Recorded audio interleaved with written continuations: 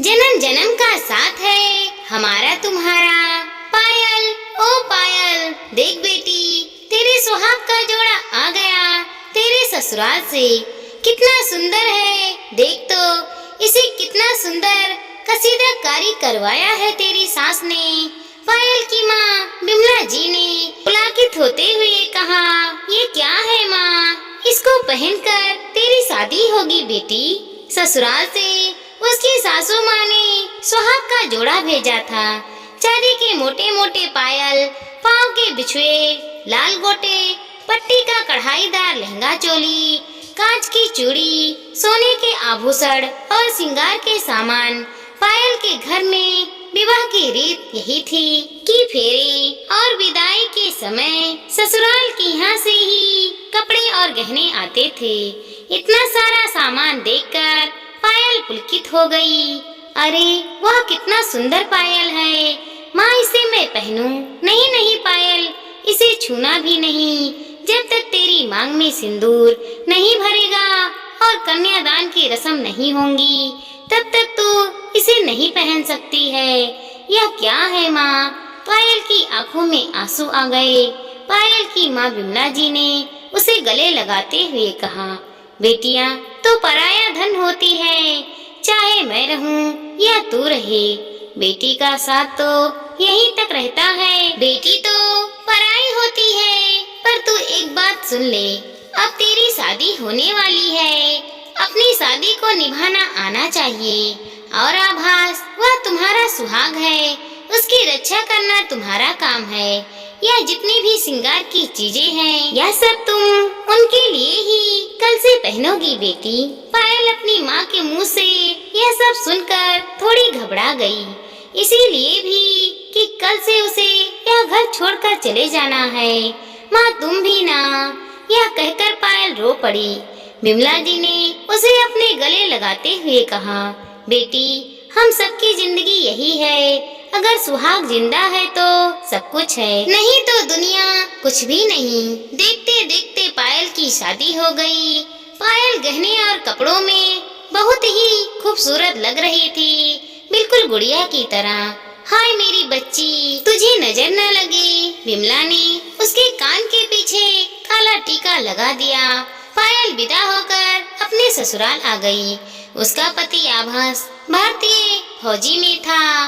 10 दिन की छुट्टी लेकर वह शादी के लिए ही घर आया हुआ था। फौजियों की भी जिंदगी बहुत ही अजीब सी होती है, उनकी एक अपनी दुनिया होती है।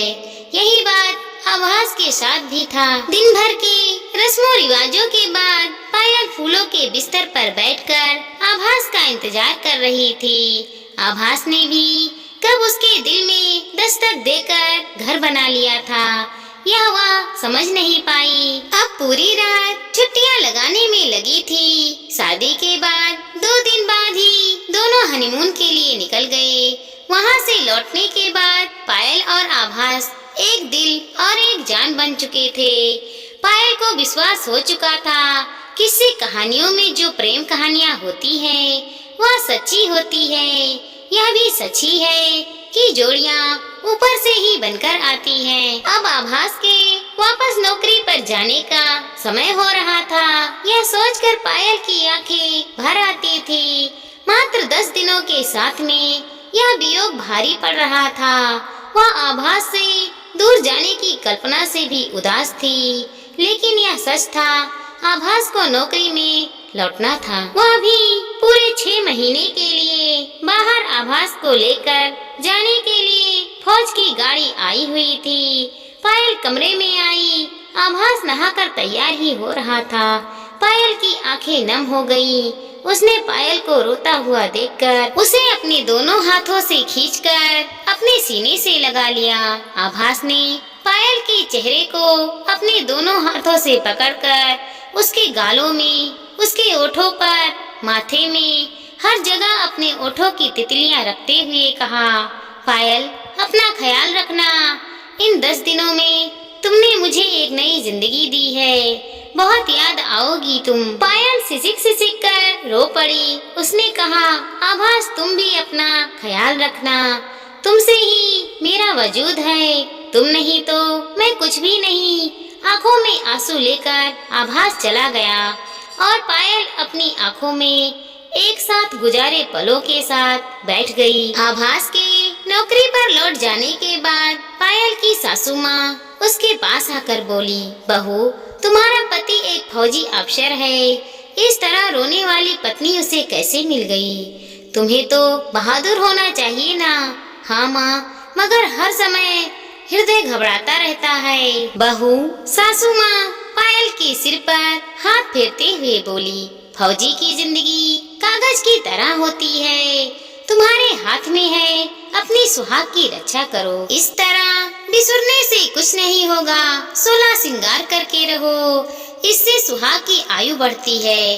तुम्हारे ससुर भी एक फौजी अधिकारी हैं और तुम्हारे जेठ भी, तुम्हें डरना नहीं चाहिए। नहीं माँ, मैं डरती रही, पर मुझे आभास की याद आ रही है। कोई बात नहीं बेटा, थोड़ी दिनों में सब कुछ ठीक हो जाएगा, तुम्हें इस तरह की जिंदगी की आदत पड़ जाएगी। 6 महीने पायल हर दिन गिनती, एक एक दिन पहाड़ सा लग रहा था। आभास के बिना 2 महीने भी नहीं बीते थे कि पायल का स्वास्थ्य बिगड़ने लगा। आभास ने अपने प्यार की परछाई उसके गर्भ में डाल दिया था। आभास से बात जब भी होती, वह पायल को अच्छी तरह से रहने, अपने खाने पीने का ध्यान रखने को कहता रहता। पायल भी इस नई खुशी से फूली नहीं समा रही थी। वह अपने हर एक दिन का हाल आभास को सुनाने के लिए बेकरार थी।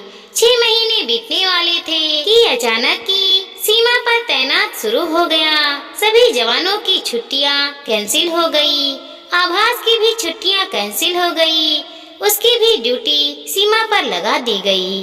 अब वह रोज फोन नहीं कर पाता था, मुश्किल से हफ्ते में एक आध बार, फिर धीरे धीरे वह भी कम होता गया। पायल दिन पर दिन टूटती जा रही थी। वह हर समय ईश्वर से प्रार्थना करती, हे भगवान, सब कुछ सकुशल करना, मेरे बच्चे के ऊपर से उसके पिता की छाया न उठाना, मेरे सुहाग की रक्षा करना। सीमा पर तैनात अब युद्ध का रूप लेने लगा था। दिन भर तैनात भारी खबरें सुनने के बाद पायल की तबीयत दिनों दिन खराब होती जा रही थी। न उसे खाने पीने का होश रहता था और न ही अपना वह ध्यान रख पाती थी। लगातार कई दिनों से आभास की कोई खबर ही नहीं आ रही थी। घर में सभी लोग बहुत ही चिंतित थे, पता नहीं क्या हुआ होगा। यह सब सुनकर पायल की तबीयत दिन पर दिन और खराब होती जा रही थी। एक दिन घबराहट से वह बेचैन हो गई, तो उसे अस्पताल में एडमिट करवाना पड़ा। ईश्वर, मेरे आभास की रक्षा करना, वह बार बार एक ही प्रार्थना करती जा रही थी। डॉक्टर ने किसी भी हाल में उसे तनाव से दूर रखने के लिए कहा था, लेकिन लगातार तनाव के कारण उसने एक प्रीमेच्योर बच्चे को जन्म दे दिया। काफी दिनों तक अस्पताल में रहने के बाद पायल बच्चे को लेकर घर आई। इतने दिनों में भी आभास की कोई खबर नहीं आई। कई फोन, कई मैसेज, आवेदन देने के बाद भी आभास का कुछ भी पता नहीं चल पाया। घर में कोई कुछ नहीं कहता था, लेकिन अप्रत्यक्ष रूप से सबने उसे मृत्यु ही मान लिया था, सिवाय पायल के।